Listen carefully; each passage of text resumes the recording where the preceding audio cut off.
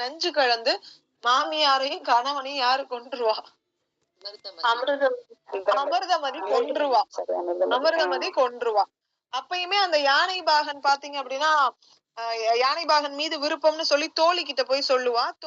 தோழிய தூதா அனுப்புவா. தோழி போய் பார்க்கும்பொழுது பெரும் அதிர்ச்சியாக இருக்கும். சாதாரண ஆள் இல்ல அந்த யானை பாகன். அந்த யானை பாகனுக்கு குஷ்டநோய் இருக்கு. இப்படிப்பட்ட கேவலமான ஒரு உருவத்தையா நீ விரும்பின, இது எவ்வளவுன்னு அவள் எவ்வளவோ தடுத்து பார்த்தும் அந்த இசையின் மூலமாக வந்த அந்த காமம் அவளை என்ன பண்ண வச்சிருக்கு, இந்த அளவுக்கு தூண்டிருக்கு.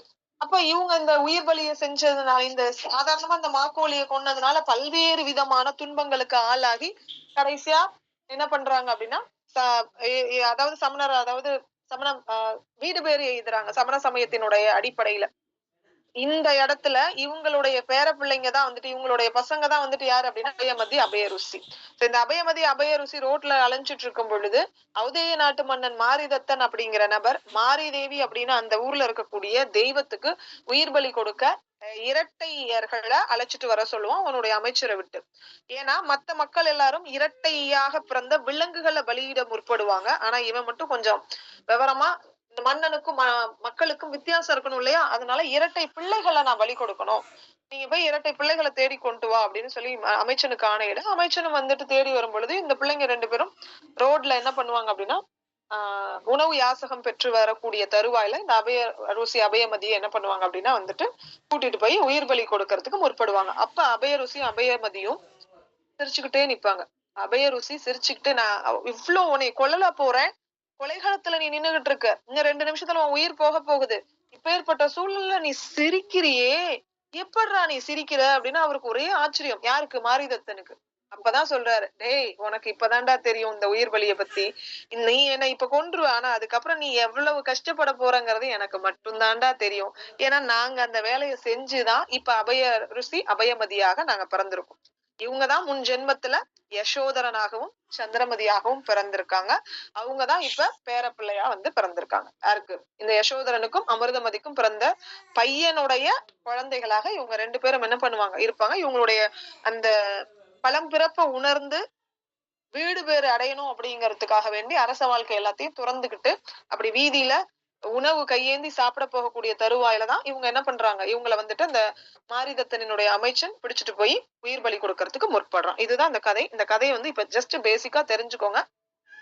நம்ம இதனுடைய டோட்டல் டீட்டெயிலும் நல்லா டீட்டெயில்டா உங்களுக்கு என்ன பண்றேன் கதை சொல்லும் பொழுது சொல்லிடுறேன், சிம்பிள் அண்ட் நீட்டா. இதுல வந்து ஒரு பாடல் ரொம்ப முக்கியம். யான் உயிர் வாழ்தல் எண்ணி எளியவர் தமை கொள்ளின் வானுயிர் இன்பமே அல்லால் வருநெறி திரியும் அன்றி ஊன் உயிர் இன்பம் எண்ணி எண்ணாமல் மற்றொன்றும் இன்றி மானுடர் வாழ்வு மண்ணில் மறித்திடும் இயல்பிற்று அன்றோ. ரொம்ப முக்கியமான பாடல். சோ நம்ம உயிர் வாழ்தல், யான் உயிர் வாழ்தல் என்று எண்ணி எளியவர் தம்மை கொள்ளி, நீங்க உயிர் வாழணும்னு நம்பி போய் எளிமையான ஒரு நபரை கொல்லணும் அப்படின்னு முற்பட்டால் வானுயிர் இன்பமே அல்லால் வருநெறி திரியும் அன்றே. சோ வான் உலகத்துல நீங்க என்னென்ன இந்த தேவர்கள் 33 தேவர்களும் என்னென்ன இன்பங்களை அனுபவிப்பாங்கன்னு நினைக்கிறாங்களோ அந்த இன்பங்கள் எல்லாம் உங்களுக்கு கிடைச்சாலும் அதனால பயன் ஒன்றும் இல்லை. ஊனுயிர் இன்பம் எண்ணி எண்ணாமல் மற்றொன்றும் இன்றி மானுடர் வாழ்வு மண்ணில் மறித்திடும் இயல்பிற்று அன்றோ. அப்ப இந்த உடம்பு உயிரை விட்டு பிரியக்கூடியது, இந்த உயிரை விட்டு இந்த உடம்பு பிரியக்கூடியதுதான். அப்ப இப்ப ஏற்பட்ட மானுடர் வாழ்வு எப்போதாவது ஒரு காலத்துல இறக்கதான் போகுது. அதுக்கு நீயே வந்துட்டு அந்த உயிரை வந்து நீ கொல்லணும், நீ மண்ணுல என்ன உயிரை நிலையாவா வாழ போற, அதுக்குன்னு ஒரு சிறு சிறு உயிர்களை கொண்டு வாழலாமா? வாழக்கூடாது அப்படிங்கிற கருத்துதான். இதெல்லாம் இந்த காலத்துல நம்ம போய் சொன்னா நம்மள அடிச்சு வந்துருவாங்க, உண்மையை சொல்லணும்னா.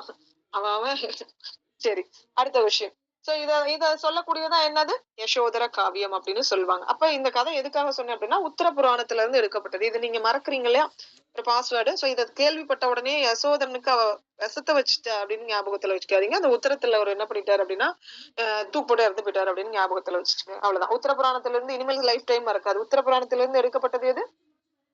யசோதர காவியம். அப்ப புட்பந்தர் கதையினுடைய தமிழ் வடிவம். இதனுடைய ஆசிரியர் வெண்ணாவலுடையார் வேல் அப்படின்னு சொல்லுவாங்க. சோ இதெல்லாம் சிம்பிள் பாஸ்வேர்டு தான். மனப்பாடம் பண்றதை விட சிம்பிளா இந்த மாதிரி பாஸ்வேர்டு சின்ன சின்ன விஷயங்களை நீங்க ஆட் பண்ணிட்டீங்கன்னா நிறைய விஷயங்கள் மனப்பாடம் பண்ணும் பொழுது அது உங்களுக்கு மறக்காது. நீலகேசி ஆசிரியர் பெயர் தெரியாது. நீலகேசி தெருட்டு 10 சருகம் 894 செய்யுட்கள். சமணமே சிறந்தது அப்படின்னு சொல்லியும் குண்டலகேசிக்கு எதிராக தோன்றிய வாத நூல் அப்படின்னு சொல்றாங்க. கிபி 10ஆம் நூற்றாண்டை கொண்டது. நூல் கிடைக்கல. சோ நூல் வந்துட்டு கொஞ்சம் தான் கிடைச்சிருக்கு. உபய பாஷா சக்கரவர்த்தி வாமன முனிவரினுடைய சமய திவாகர விருத்தி அப்படிங்கிற ஒரு உரை வந்துட்டு இந்த நீலகேசிக்கு உண்டு. இந்த காப்பிய தலைவி யாரு? நீலி. பழையனூர் பேயூருல வாழ்ந்தவள். நீலி கதை உங்களுக்கு நல்லா தெரியும். நீலி கண்ணீர் வடிக்காத அப்படின்னு சொல்றதுக்கு காரணமே இந்த நீலி தான். சோ நம்ப கூடாது, அவ யாருடைய கண்ணீரையும் நம்ப கூடாது அப்படிங்கிறதுக்கு ஒரு மிகச்சிறந்த உதாரணம் இந்த நீலி கதை. கதை யாருக்காவது தெரியுமா? பழையனூர் நீலி. பழையனூர் பகுதியில ஒரு பிரபலமான நாட்டார் தெய்வம் அப்படின்னு சொல்லுவாங்க.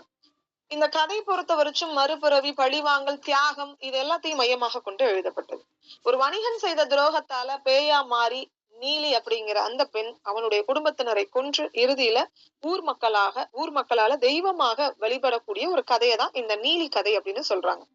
ரொம்ப முக்கியம். சோ காஞ்சிபுரத்தை சார்ந்த ஒரு வணிகன் பழையனூருக்கு பயணம் செய்து அங்க இருக்கக்கூடிய செல்வந்த பெண்ணான நீலியினுடைய அழகுல மயங்கி அவளை திருமணம் செஞ்சுக்கிறான்.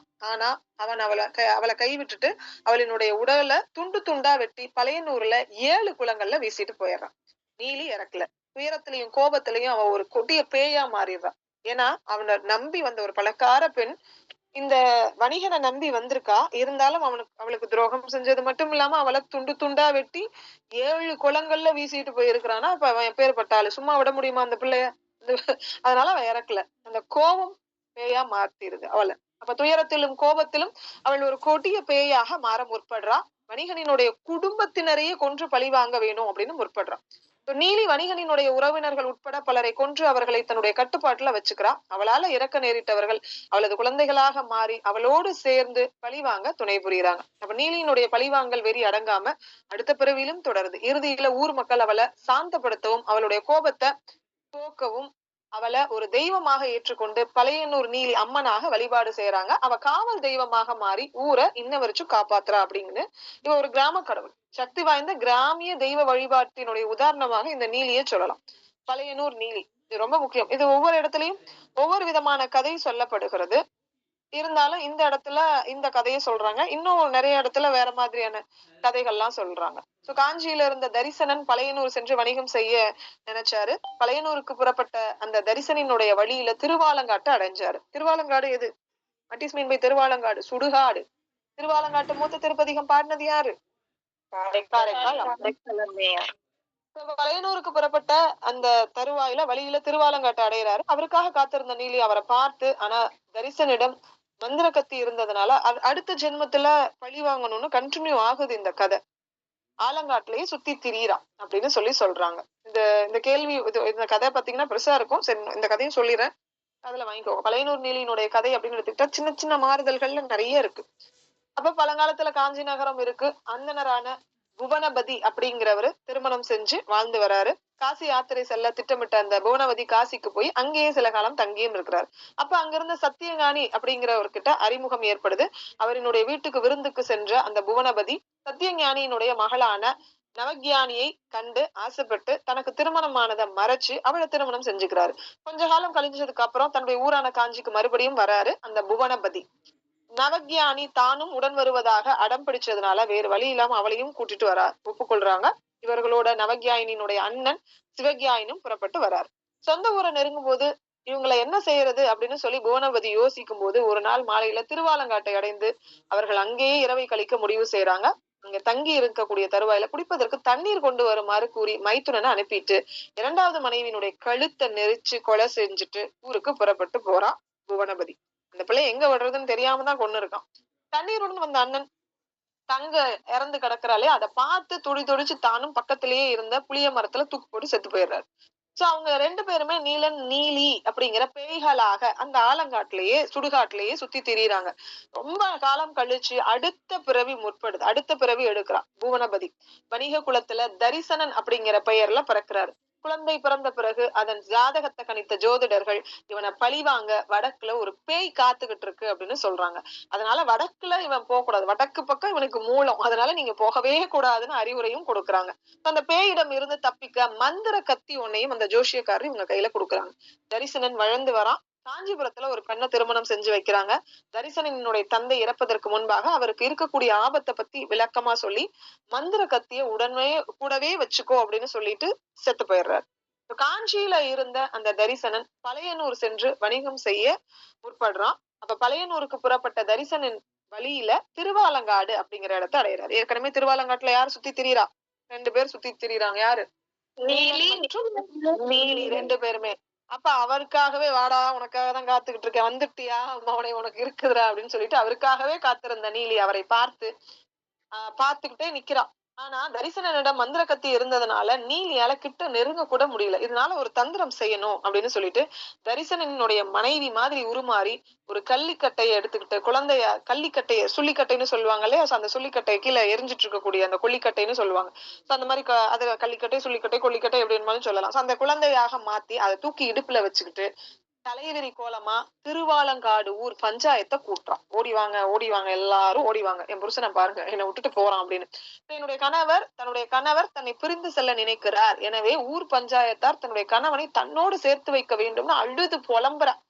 இவ தன்னுடைய மனைவி கிடையாது, இவ ஒரு பேய் அப்படின்னு சொல்லிட்டு தரிசனன் என்ன பண்றான் அப்படின்னா மறுப்பு தெரிவிக்கிறான். ஆனா அங்க தன்னுடைய கணவர் ஒரு முன்கோபி அப்படின்னு சொல்லிட்டு அதனாலதான் நான் பஞ்சாயத்தை கூட்டி இருக்கேன், தன்னை வந்து கொன்றாலும் வந்து கொன்னுருவா அப்படின்னு சொல்லிட்டு அவன் சொல்லியுமே அந்த பஞ்சாயத்துக்காரங்க கேட்கல. சோ அவர் கையில உள்ள கத்திய வாங்கிக்கோங்க அப்படின்னு சொல்றான். எப்படி நீலி நாடகம் ஆடுறா, என்னுடைய கணவர் ஒரு கோபக்காரரு, இந்த பஞ்சாயத்தை நான் கூட்டினதுனால கோவப்பட்டு என்னை கொன்னாலும் கொன்னே போடுவாரு, அதுக்குதான் இந்த கத்தியை கையில வச்சுக்கிட்டே என் புருஷன் திட்ட, நீ கூட்டி பாரு, நீ பஞ்சாயத்தை கூட்டி பாரு, உன்னை வெட்டி கொல்றனா இல்லையான்னு பாருடி மவளை அப்படின்னு சுத்திக்கிட்டே திரியிறாரு. தயவு செஞ்சு அந்த கத்தியை எப்படியாவது அவர் கையில இருந்து வாங்கி புடுங்கோ அப்படின்னு அவ என்ன பண்றா, பஞ்சாயத்தை கூட்டி அழுது முறையிடுறா.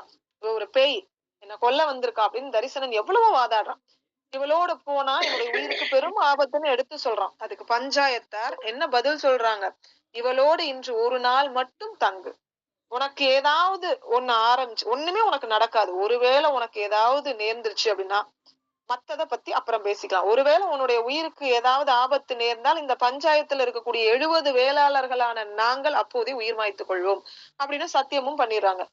அவங்க கிட்ட இருந்த கத்தியையும் வாங்கிக்கிறாங்க. அவங்க கிட்ட இருந்த கத்தியை கொடுப்பா, நீ போய் இவ கூட குடும்பத்தை நடத்துப்பா, இன்னைக்கு ஒரே ஒரு நாள் தானே, மிச்ச கதையை நாளைக்கு பேசிக்குவோம், இன்கேஸ் உன் உயிருக்கு ஏதாவது ஆபத்து இருந்துச்சுன்னா என்ன பண்ணலாம்,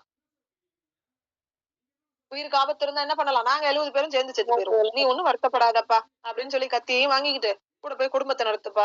அவன் என்ன நினைச்சிருப்பான், பேய் கூட எங்கடா போய் குடும்பத்தை நடத்துறது. சோ இதன் பிறகு நீலியோட ஒரு அறையில தங்க வச்சுட்டு அவங்க போயிடுறாங்க. இதான் சாக்குன்னு தரிசனனை யாரு கொன்னுடுறா, நீலி கொன்னுடுறா. சோ இதனால காலையில வந்து அந்த கதவை திறந்து பார்த்த அந்த வேளாளர்களுக்கு பெரும் அதிர்ச்சி, நீலி சொன்னதை செஞ்சுட்டான். அப்ப யார் சொன்னது சரி, தரிசனன் சொன்னதுதான் சரி. அப்ப இதனால 70 வேளாளர்களும் தங்களாலதான் அவனுடைய உயிர் பறி போயிடுச்சு அப்படின்னு சொல்லி மிகுந்த வேதனைக்கு உள்ளாகி தாங்கள் தரிசனனுக்கு அளித்த அந்த சத்தியத்தின் அடிப்படையில சாட்சி பூதேஸ்வரர் சிவன் கோயிலினுடைய அருகில் தீ மூட்டி அதுல விழுந்து தங்களை மாச்சுக்கிட்டாங்க, தங்களுடைய உயிரை என்ன பண்ணிக்கிட்டாங்க, போக்கிக்கிட்டாங்க. ரொம்ப முக்கியம். சோ அந்த வாக்கு தவறாத அந்த 70 வேளாளர்களும் திருவாலங்காட்டுல தீக்குளித்த இடத்துல ஒரு மண்டபம் கட்டப்பட்டு அவர்கள் தீக்குளிக்கும் சிற்பமும் வைக்கப்பட்டிருக்கு. இன்னைக்குமே அதை போனா பார்க்கலாமா. மன உறுதியோடு மறுபிறப்பு வரை போராடி தன்னுடைய கணவனை கொன்று பழி தீர்த்த நீலிக்கு திருவாலங்காட்டுல ஒரு சின்ன கோவிலும் கட்டி கொடுத்திருக்காங்க. பழையனூர் நீலியை வழிபடும் பெண்கள் மனதைரியத்தையும் கணவனின் கொடுமையில இருந்து விடுபடலாம் அப்படிங்கிற நம்பிக்கையும் இருக்கு. சோ யாராவது கணவனினுடைய துன்பத்திற்கு ஆளானால் அந்த பெண்ணை போய் பார்த்து வழிபாடு செஞ்சு, நீ எப்படி உங்க கணவனை பேய் மாதிரி வந்து கொன்னியோ அடுத்த ஜென்மத்துலனாவது நானும் நீலாம்பரி மாதிரி, அதனாலதான் அந்த படையப்பா படத்துக்கு என்ன பேர் வச்சிருக்கிறாங்க, நீலாம்பரி. படையப்பாவுடைய படத்துல நீலாம்பரி கேரக்டர் நீலிய வந்து இன்ஸ்பயர் பண்ணிதான். அவ்வளவு திமிரான பொண்ணு. உண்மையை சொல்லணும்னா எதுல இன்ஸ்பயர் ஆகி அந்த படத்தை எடுத்திருக்காங்க அப்படின்னா, பொன்னியின் செல்வன் இருக்காங்க இல்லையா, பொன்னியின் செல்வன்ல நந்தினிங்கிற ஒரு கேரக்டர் இருக்கு இல்லையா, அதை வச்சுதானே இந்த இப்ப பொன்னியின் செல்வன் ரிலீஸ் ஆச்சு. அந்த நந்தினியினுடைய கேரக்டரை வந்து மனசுல வச்சுக்கிட்டு அந்த அளவுக்கு திமிரான ஒரு கதாபாத்திரத்தை படைக்கணும்னு முற்பட்டு எழுதின ஒரு திரைப்படம் தான் இது படையப்பா. சோ இதுக்கு ப்ரொடியூசரு கதை யாரு எல்லாருமே யாருதான் அப்படின்னா ரஜினிகாந்த் தான். நம்ம தான் நினைச்சிட்டு இருப்போம் அது யாருடைய படம்னு, KS ரவிக்குமார்னு. ஆக்சுவலா கதையும் ப்ரொடியூசரும் யாருதான், ரஜினிகாந்த் தான். அதனாலதான் அது நாளைக்கு ரிலீஸ் பண்றாங்க. நானுமே யோசிச்சேன் ஏன் நீலாம்பரின்னு வச்சாங்க, ஏன் நீலாம்பரின்னு வச்சாங்க. கடைசி அந்த ட்விஸ்ட்ல தான் அந்த நீலாம்பரிங்கிற பேரை கொண்டு வந்து வச்சாங்களா. ஒரு பேட்டியில கொடுத்திருக்கிறாரு, கடைசியா சாக போகும்போது மன்னிக்கிற மாதிரி, நீ என்னை எவ்வளவுதான் நான் உன்னை கஷ்டப்படுத்தினாலும் நீ என்னை கடைசி வரைக்கும் என்ன பண்ணிருக்க, என் உயிரை நீ காப்பாத்திட்டு இல்ல அப்படின்னு சொல்லிட்டு அவ திருப்பி ஒரு ரிவீட் ஒரு பெல்ட் அடிச்சு பேசுவா பாரு. அப்படின்னால நான் சொல்வேன், நீ நினைச்சியாடா நீலாம்பரி இந்த ஜென்மம் இல்ல அடுத்த ஜென்மத்துலயாவது உன்னை பழி வாங்காம விட மாட்டா. அதுக்கு ரீசன் என்ன? இந்த நீலி தான் அந்த இடத்துல நீலாம்பரியா மாறி இருக்கா. சோ எல்லா இடத்துலயுமே பாருங்க நிறைய இந்த மாதிரி சங்க இலக்கியங்கள், இந்த மாதிரி நாட்டார் கதைகள் இதுல எல்லாம் இம்ப்ரெஸ் ஆகிதான் நிறைய படங்கள்லாம் எடுக்கிறாங்க. நமக்கு தெரியல அவ்வளவுதான். தெரிஞ்சாலும் ஒண்ணும் பிரயோஜனம் இல்லை. அவங்க காசாக்கிக்கிறாங்க, நம்ம ஜாலியா போய் படம் பார்த்துட்டு விதத்துல அந்த கதை இருக்கு. உபய பாஷா சக்கரவர்த்தி வாமன முனிவரினுடைய சமய திவாகர விருத்தி அப்படிங்கிற ஒரு உரை நீலகேசிக்கு உண்டு. இது ரொம்ப முக்கியமான உரை. இந்த 5மே ஐஞ்சிறுங்காப்பியங்களினுடைய தொகுதிக்குள்ளார சொல்லுவாங்க. பெருங்கதை உங்களுக்கு தெரியும், யார் எழுதியிருக்கா? கொங்குவேலி மாக்கதை அப்படின்னு சொல்லுவாங்க. பெரிய கதை பிருகத் கதா அப்படின்னு சொல்லுவாங்க. ரொம்ப முக்கியம். உதயணன் கதை கொங்குவேலிர் மாக்கதை அப்படிங்கிற வேறு பெயர் உண்டு. ஆசிரியர் கொங்குவேல் அப்படின்னு சொல்லுவாங்க. இயற்பெயர் நமக்கு தெரியல. அடியாருக்கு நல்லா சிலம்பு உரைப்பாயிரத்துல இவர் ஒரு சங்க காலத்தவர் அப்படிங்கிற குறிப்பு கொடுத்திருக்கிறாரு. யாரு? அடியாருக்கு நல்லா சிலம்பின் உரைப்பாயிரத்துல எதை பத்தின குறிப்பை கொடுத்திருக்கிறாரு? பெருங்கதையின் குறிப்பை பத்தி கொடுத்திருக்கிறார். இந்த பெருங்கதையின் ஆசிரியர் சங்க காலத்தவர் அப்படின்னு சொல்றாரு. சங்கமாகலாம் அப்படின்னு சொல்றாங்க. சோ அதாவது குருதேவர், தேப்போ மீனாட்சி சுந்தரனார், கொங்கு, இந்நாளைய சேலம், கோவை மாவட்டங்களை கொண்ட கொங்கு நாடு அப்படின்னு சொல்றாங்கன்னு சொல்றாங்க. இதெல்லாம் நமக்கு தேவையில்ல. சோ இந்த பெருங்கதையை பொறுத்த வரைக்கும் ஆசிரியப்பாவால் என்றது. என்ன பாவகை? ஆசிரியப்பா. அகவர் காப்பிய முதிர்ச்சியினையும் வளர்ச்சியினுடைய உச்ச நிலையினையும் இதுல நம்மளால பார்க்க முடியுது. பிகாஸ் இந்த நூலுடைய காலம் கட்டம்னு எடுத்துக்கிட்டா ஃபர்ஸ்ட் சிலப்பதிகாரம், அடுத்தது மணிமேகலை. சரிங்களா? இது ரெண்டுமே ஆசிரியப்பா. இந்த சிலம்பு மணிமேகலையும் சங்க காலத்தை சார்ந்தது. அதுக்கு அடுத்து பாத்தீங்கன்னா சீவக சிந்தாமணி. இந்த சீவக சிந்தாமணி தான் முதல்ல யார்? திருத்தக்க தேவர் தான் விருத்தப்பா அப்படிங்கிற ஒரு வகையை தொடங்கி வச்சாரு. அப்ப இந்த விருத்தப்பாவுக்கும் இந்த சிலம்பு மணிமேகலை ஆகிய ஆசிரியப்பாவிற்கும் இடைப்பட்டதுதான் எது? இந்த பெருங்கதை. ஓகேவா? அப்ப விருத்த சீவக சிந்தாமணிக்கு முற்பட்ட நூல் தான் எது? பெருங்கதை. வரிசைப்படுத்துக அப்படின்னு கேட்கலாம். ஃபர்ஸ்ட் சிலம்பு, 2 மணிமேகலை, அதுக்கப்புறம் பெருங்கதை, அதுக்கப்புறம் தான் சீவக சிந்தாமணி. இந்த 2 நூலுக்கும் இடைப்பட்ட நூல் யாதுன்னு கேட்பாங்க. கொஸ்டின் ரொம்ப முக்கியமான கொஸ்டின். துர்விநீதன் காலம் 6ஆம் நூற்றாண்டு. இதனை ஒட்டி ஆசிரியர் வாழ்ந்திருக்க கூடும். அதனால 7ஆம் நூற்றாண்டு அப்படின்னு சொல்லி இந்த நூலை சொல்றாங்க. சிலம்பு சிந்தாமணி இரண்டிற்கும் இடைப்பட்ட காலத்தது அப்படிங்கிற ஒரு கேள்வியே உங்களுக்கு அந்த புக்ல கொடுத்திருப்பாங்க. மென்ஷன் பண்ணி அந்த கொஸ்டின் ரொம்ப முக்கியம். சிம்பிள் அண்ட் நீட்டா ஒரு கொஸ்டின் எடுக்கணும்னா இதை எடுக்கலாம். கொஸ்டின் ஈஸி, ஆனா கன்ஃபியூஷனை ஏற்படுத்தும். முதல் நூற்றாண்டுல சாலி வாகன அவையினை அணி செய்த குணாட்டியார். சோ இந்த கொஸ்டின் ரொம்ப முக்கியம். 1ஆம் நூற்றாண்டு. சாலி அப்படிங்கிறது எதை குறிக்கக்கூடியது? Very good. இது உங்களுக்கு லாஸ்ட் யூஜி டெட்ல கேள்வி. சாலி அப்படிங்கிறது ஒரு வகையான நெல். அப்ப சாலி வாகன அவையினை அணி செய்தவர் யார் அப்படின்னா குணாட்டியார். இந்த குணாட்டியார் எழுதின நூல் அதாவது எந்த மொழியில அப்படின்னா பைசாச மொழி. பைசாச மொழினா புரியாத பாஷை நமக்கு. அந்த பைசாச மொழியில எழுதின அந்த பிருகத் கதா அப்படிங்கிறது. சோ அந்த இடத்துல பிருகத் கதா அப்படின்னாலே பிருகத் அப்படின்னா பெரிய அப்படின்னு அர்த்தம். கதானா கதை. அப்ப பிருகத் அப்படின்னா பெரியங்கிறதுனாலதான் அந்த பெருங்கதை அப்படின்னு நம்ம சொல்றாங்க. ரொம்ப முக்கியம். இதை தாண்டி இதை யார் எழுதினது? கங்க மன்னன் துர்வீதன் அப்படிங்கிறவனால வடமொழியில இருந்து மொழிபெயர்க்கப்பட்டதன் தமிழ் வடிவம் அப்படின்னு சொல்றாங்க. இதனை மொழிபெயர்ப்பாக கருதக்கூடிய அளவுக்கு கிடையாது. அந்த நாள்ல பிரபலமாக இருந்த இந்திய மொழி பலவற்றுல நாடகமாகவும் கவிதையாகவும் எழ ஏதுவாக இலங்கிய ஒரு கவிதையினை தழுவி எழுந்ததாகவே இருக்க முடியும்னு சொன்னவர் தேப்போ மீனாட்சி சுந்தரனார். கதை கடல் அப்படின்னு இந்த நூலை சொன்னவர் யார்? ஊவேசா. பெருங்கதை கதை பெருங்கதையினை கதை கடல் அப்படின்னு சொல்லி சொன்னவர் யாரு அப்படின்னு கேள்வி கேட்கலாம்.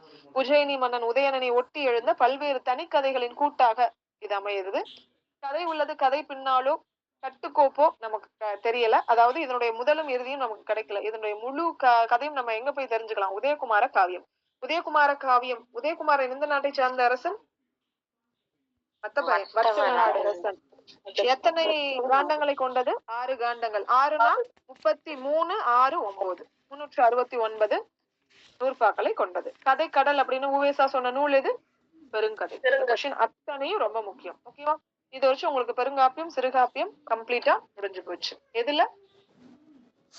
இலக்கிய வரலாறுல. சோ திருப்பி பார்த்தா மட்டும்தான் ஞாபகத்துக்கு இருக்கும். அதனால திருப்பி பாருங்க.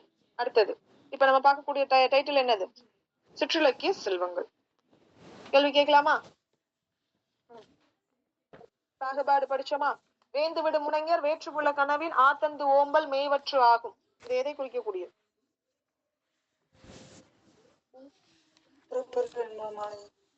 புறப்பொருள் வெண்பா மாலையில எதை உணர்த்தக்கூடியது? புறப்பொருள் வெண்பா மாலையா இது? வெற்றி மாலை. வெற்றி மாலை. இது தொல்காப்பிய சூத்திரம். இந்த தொல்காப்பிய சூத்திரம் எதை அடிப்படையாக கொண்டது அப்படின்னா வீர வெற்றி மாலை அப்படிங்கிற சிற்றிலக்கிய பொருளை அடிப்படையாக கொண்டது அப்படின்னு சொல்லுவாங்க. ஸ்கிரீன்ல தெரியுதா? தெரியுது மேம். சரி, சொல் முடிவு நிலை பாகுபாடு இதெல்லாம் இல்ல, இதுல இருந்து தான் நமக்கு கொஸ்டின் ரொம்ப இம்பார்ட்டன்ட். அப்ப பாருங்க, வேந்து விடு முனைஞர் வேற்றுப்புல கலவின் ஆத்தந்து ஓம்பல் மேவற்று ஆகும். இத சொன்ன நூல் தொல்காப்பியம். சோ இத வந்து வீர வெற்றி மாலை. தொல்காப்பியத்துல இத வந்துட்டு வெற்றின்னு சொல்லுவாங்க. இதுதான் பிற்காலத்துல வீர வெற்றி மாலை அப்படிங்கிற சிற்றிலக்கிய பொருளாக சொல்லப்படுது. வீர வெற்றி மாலைங்கிறது ஒரு சிற்றிலக்கியம். ஓகேவா? அடுத்தது சிற்றிலக்கியம் 61ன்னு சொன்ன நூல் எது? ஃபர்ஸ்ட் ரிவிஷன் பண்ணாம வந்துட்டேன். 55ன்னு வந்தது எது? 44ன்னு வந்தது எது? 63ன்னு சொன்னது எது? இலக்கண விளக்க பாட்டியல். சிதம்பர பாட்டியல் இலக்கண விளக்க பாட்டியல். 96ன்னு சொன்னது எது? பிரபந்த மரபியல். பாட்டியலின் ஆசிரியர் யார்? பரஞ்சோதி முனிவர். சிதம்பர பாட்டியல் எத்தனை பகுதிகளை கொண்டது? 5 மேம். என்னென்ன? இது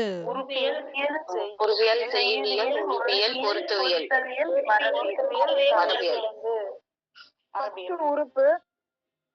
சரிங்களா? முதல்ல உறுப்பு. உறுப்பு அதாவது எழுத்து அசை சீர் அடி தொடை தான் உறுப்புன்னு சொல்லுவாங்க. இந்த உறுப்பு ஒன்னோட ஒன்னா மாறுச்சுன்னா என்னவா மாறும்? செய்யுளாக மாறும், ஒரு பாடலா மாறும்.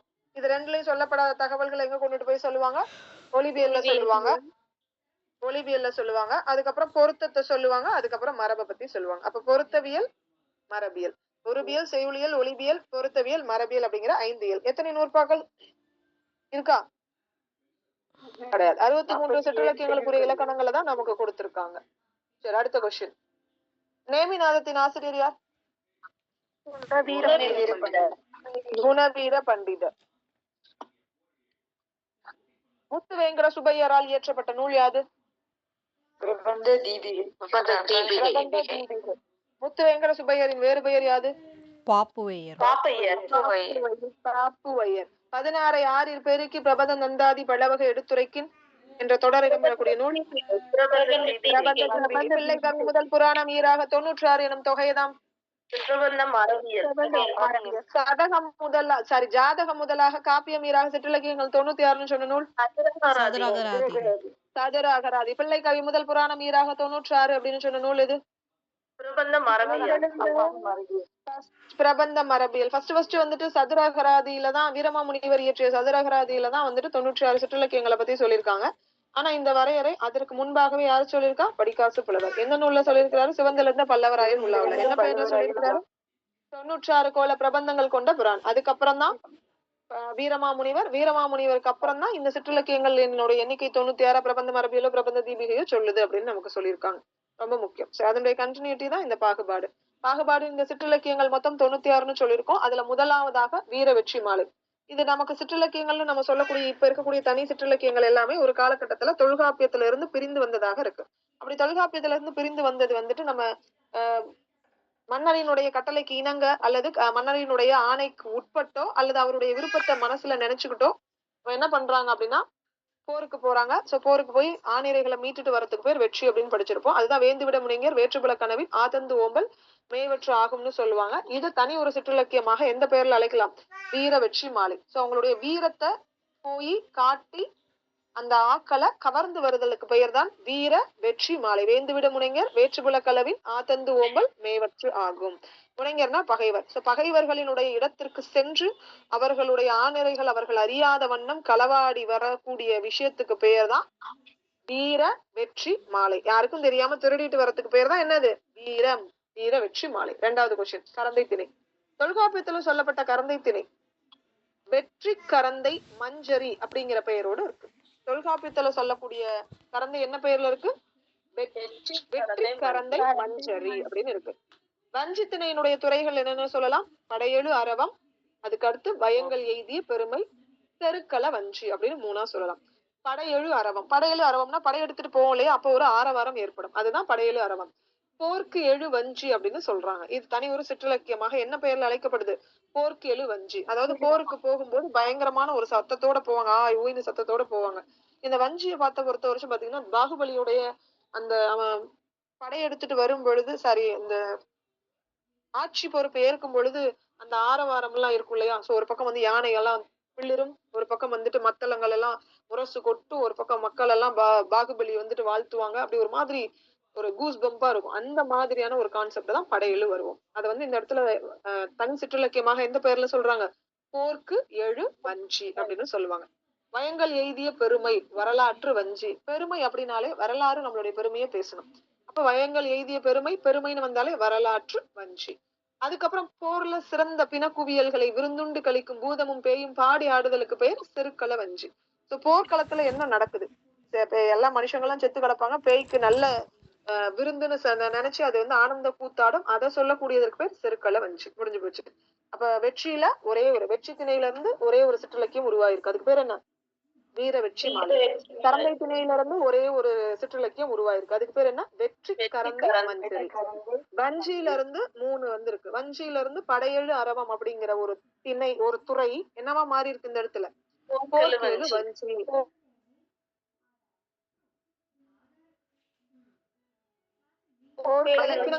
கழிக்கக்கூடிய பேயினுடைய பொருளை பத்தி சொல்லக்கூடியது, பேய் கூத்தாடக்கூடியது செருக்கள வஞ்சி. இது வந்து பரந்தலை பாட்டு செருக்கள வஞ்சின்னு செருக்களை வஞ்சிங்கிற சிற்றிலக்கியமா மாறுது. இதை பரந்தலை பாட்டுன்னு சொல்லுவாங்க. தொல்காப்பியத்துல வஞ்சி திணையினுடைய பொருண்மையிலேயே அடங்கி இருக்கக்கூடியதுதான் காஞ்சி திணை. வஞ்சி காஞ்சி. அதை தாண்டி காஞ்சி திணை காஞ்சி மாலை அப்படிங்கிற பெயரோடு சிற்றிலக்கியமா இருக்கு. இப்ப காஞ்சி திணை காஞ்சி மாலை. வஞ்சி மட்டும்தான் நீங்க நல்லா படிக்கணும். படையேழு அரவம், போர்க்கேழு வஞ்சி. வயங்கள் எழுதிய பெருமை வரலாற்று வஞ்சி. இதுல பாருங்க, படையேழு அரவம், போர்க்கு எழு வஞ்சி. வயங்கள் எய்திய பெருமை வரலாற்று வஞ்சி. அதற்கு மேலும் ஒரு சிறந்த, அதாவது போர்ல சிறந்த பிணக்குவியல்களை விருந்துண்டு கழிக்கக்கூடிய அந்த பூதமும் பேயும் பாடி ஆடுதல் பொருண்மை செருக்கள வஞ்சி அப்படிங்கிற சிற்றிலக்கியம்.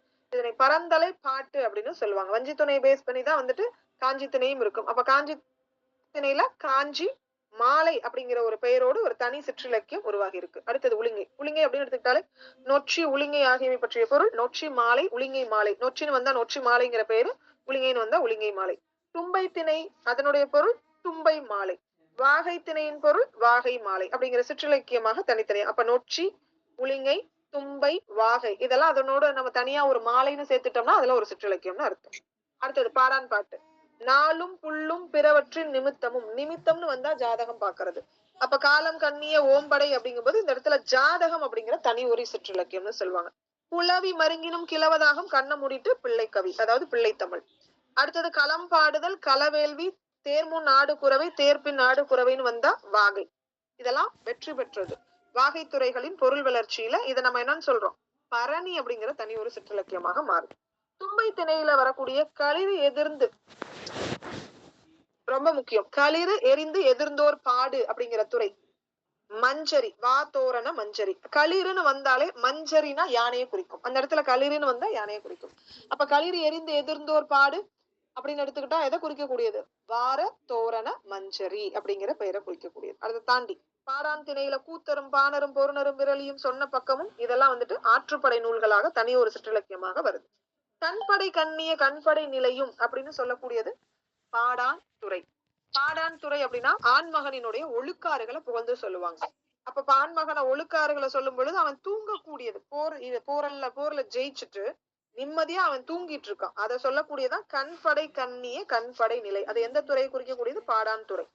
அது வந்துட்டு கண்படை நிலை அப்படிங்கிற ஒரு தனி சிற்றிலக்கியமாகும். சூதர் ஏத்திய துயிலடை நிலை, அதாவது சூதர்கள் வந்து பக்கத்துல அவங்களை பாதுகாப்பா பாத்துக்குவாங்க. சோ அதை சொல்லக்கூடியது துயிலடை நிலை அப்படிங்கிற தனி ஒரு சிற்றிலக்கியங்கள்ல சொல்றாங்க. அதே மாதிரி வேலை நோக்கிய விளக்கு நிலை. விளக்கு நிலைனா மன்னனை வந்துட்டு சூரியனோடையும் அல்லது மன்னனுடைய திருவிளக்க புகழ்ந்து சொல்லக்கூடியது. இந்த இடத்துல விளக்கு நிலை அப்படிங்கிற ஒரு தனி ஒரு சிற்றிலக்கியமாக. ஊரோடு தோற்றமும் உரைதன மொழிவன்னு சொல்லக்கூடியது எது? அதுக்கு பேர் என்னது? புறநிலை வாழ்த்து அப்படிங்கிற துறை 2ஆ பிரிக்கப்படுது. புறநிலை வாழ்த்து அப்படிங்கிற 2ஆ சொல்லப்படுது. புறநிலை மட்டும் புறநிலை வாழ்த்து அப்படின்னு சொல்லுவாங்க.